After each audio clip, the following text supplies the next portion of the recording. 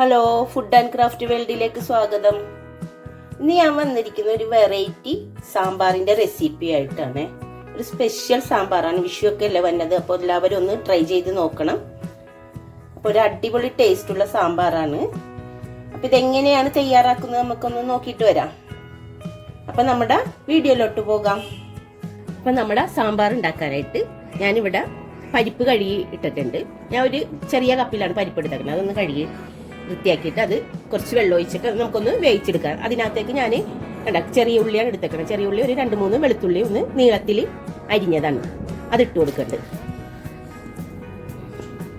ഒരു 2 പച്ചമുളക് നീളത്തിൽ അരിഞ്ഞത് ഇട്ട് കൊടുക്കുന്നുണ്ട്.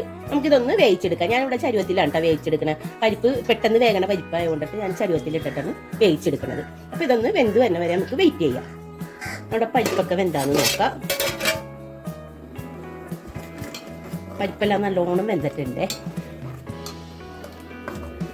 ഇനി ഇതിനകത്തേക്ക് നമുക്ക് ഞാനിവിടെ അരിഞ്ഞ് കഴുകി വൃത്തിയാക്കി വെച്ചേക്കണ പച്ചക്കറി ഇട്ട് കൊടുക്കുന്നുണ്ട്.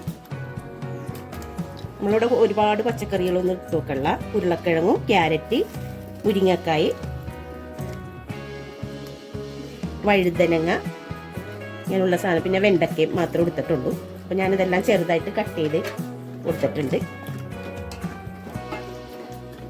നമുക്ക് ഈ വെള്ളത്തിൽ കിടന്ന് തന്നെ ഇതൊന്ന് വെന്ത് വരട്ടെ കേട്ടോ. നമുക്ക് ഇതിനകത്തേക്ക് കുറച്ച് ഉപ്പും കൂടെ ഇട്ട് കൊടുക്കാം. ആവശ്യത്തിനുള്ള ഉപ്പ് ഇട്ട് കൊടുക്കുന്നുണ്ട്.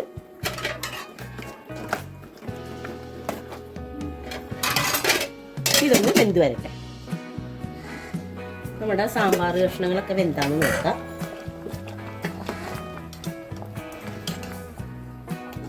വെന്തിട്ടുണ്ട് കേട്ടോ. ഇനി നമുക്ക് ഇതിനകത്തേക്ക് ഒരു 1/4 ടീസ്പൂൺ മഞ്ഞൾപ്പൊടി ഇട്ട് കൊടുക്കാം.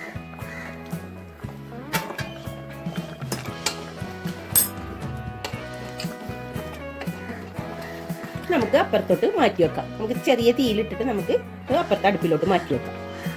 ഞാൻ ഇവിടെ ഒരു പാനും വെച്ചിട്ടുണ്ട്. അതിനകത്തേക്ക് നമുക്കൊരു 2 ടേബിൾ സ്പൂൺ വെളിച്ചെണ്ണ ഒഴിച്ച് കൊടുക്കാം. നമ്മുടെ വെളിച്ചെണ്ണയൊക്കെ ചൂടായിട്ടുണ്ട്. 1 ടീസ്പൂൺ കടുക് ഇട്ട് കൊടുക്കുന്നുണ്ട്.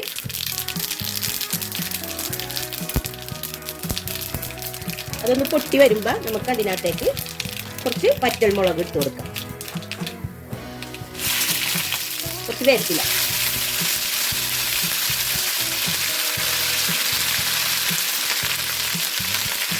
കുറച്ച് ഉലുവയും കൂടെ ഇട്ട് കൊടുക്കാം കേട്ടോ.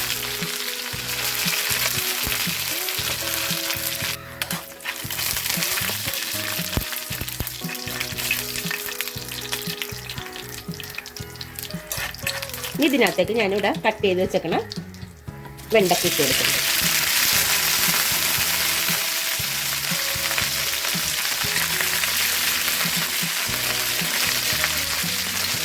ഇതൊന്ന് നല്ലതുപോലെ ഒന്ന് വഴന്ന് വെക്കേ. നമ്മൾ വെണ്ടയ്ക്ക ഇതുപോലെ വഴറ്റി ഇട്ടിട്ടാണ് നമ്മൾ സാമ്പാറിൽ സാധാരണ എല്ലാവരും വെണ്ടയ്ക്ക ഇങ്ങനെ അരിഞ്ഞിടലാണ്. അപ്പം അങ്ങനെ ഇടുമ്പോൾ ഒരു ഞോളപ്പ് പോലെ ഇരിക്കും സാമ്പാർ. അപ്പം ഇങ്ങനെ ഇതുപോലെ വഴറ്റി ഇട്ടിട്ടുണ്ടെങ്കിൽ വെണ്ടക്ക അതിലുമായിട്ടൊന്നും ഇതാകില്ല. നല്ല ഫ്രഷ് ആയിട്ട് തന്നെ ഇരിക്കണ പോലെ തോന്നും നമുക്ക്. അല്ലെങ്കിൽ വെന്ത് ഉടഞ്ഞ് ഇങ്ങനെ ഒരു വഴുവഴുപ്പായിട്ട് കിടക്കും സാമ്പാറിൽ.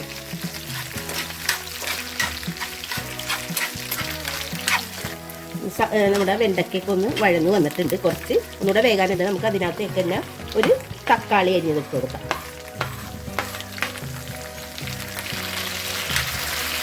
ഈ തക്കാളിയൊക്കെ ഒന്ന് വെന്ത് വരട്ടെ കേട്ടോ. വെണ്ടയ്ക്ക് തക്കാളി നല്ലതുപോലെ ഒന്ന് വെന്ത് വരട്ടെ. നമുക്ക് കുറച്ച് നേരം ഒന്ന് മൂടി വെക്കാം. നമ്മുടെ തക്കാളിയും വെണ്ടയ്ക്കൊക്കെ വെന്താന്ന് നോക്കാം.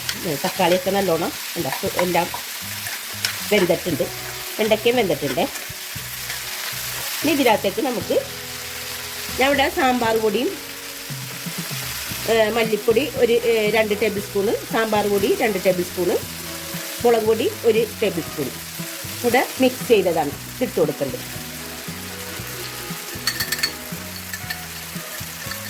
ഇങ്ങനെ ഉണ്ടാക്കണ സാമ്പാർ നല്ല ടേസ്റ്റാണ് കേട്ടോ.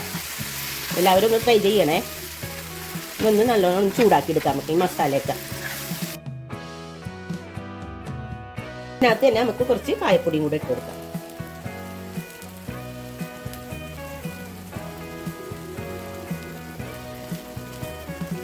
ഒന്ന് നല്ലതുപോലെ ഒന്ന് മിക്സ് ചെയ്ത് ഒന്ന് കളറൊന്ന് മാറി വരട്ടെ കേട്ടോ. വന്നിട്ടുണ്ട്. മൂത്ത മണം വരുമ്പോൾ നമുക്കിതൊന്ന് ഇറക്കി മാറ്റാം.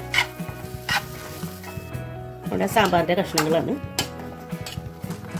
ഇനി ഇതിനകത്തേക്ക് നമുക്ക് ഞാനിവിടെ പുളി വെള്ളത്തിലിട്ട് വെച്ചിട്ടുണ്ടായിരുന്നു, അതിൻ്റെ വെള്ളം ഒഴിച്ചു കൊടുക്കണ്ട്. ഒന്ന് മിക്സ് ചെയ്യാം. ഇനി ഇതിനകത്തേക്ക് നമ്മൾ ഇപ്പം വെണ്ടക്കയൊക്കെ വറുത്ത് വെച്ചില്ലേ മസാല, അതിട്ട് കൊടുക്കാം.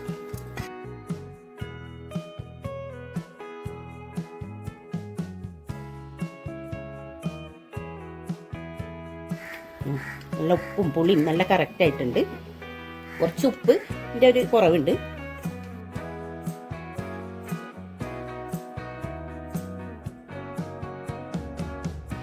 ഇപ്പം നമ്മുടെ വെറൈറ്റി സാമ്പാർ റെഡി ആയിട്ടുണ്ട്. നല്ല ടേസ്റ്റി ആയിട്ടുള്ളൊരു സാമ്പാറാണ് കേട്ടോ. അപ്പം എല്ലാവരും ഇതൊന്ന് ട്രൈ ചെയ്ത് നോക്കണം. എൻ്റെ വീഡിയോ ഇഷ്ടപ്പെട്ടാൽ ലൈക്ക് ചെയ്യാനും ഷെയർ ചെയ്യാനും സബ്സ്ക്രൈബ് ചെയ്യാനും മറക്കരുത് കേട്ടോ. അടുത്ത വീഡിയോയുമായിട്ട് വീണ്ടും കാണാം.